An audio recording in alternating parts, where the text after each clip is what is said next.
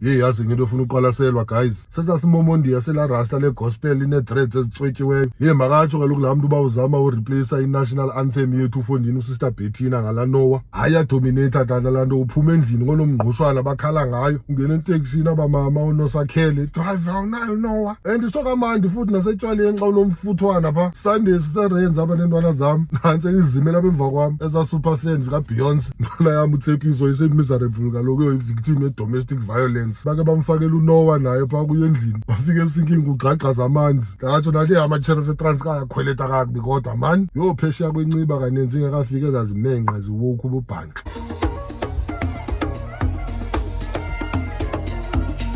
Kusemnandi ke pha abantu bonwabile, ingeyontsula ibuffet. Nantso le nonsense ye-load shedding. Ucimba bake batshafa abahlali, latsho igwijo ontombi odidi bahlabela uNoah.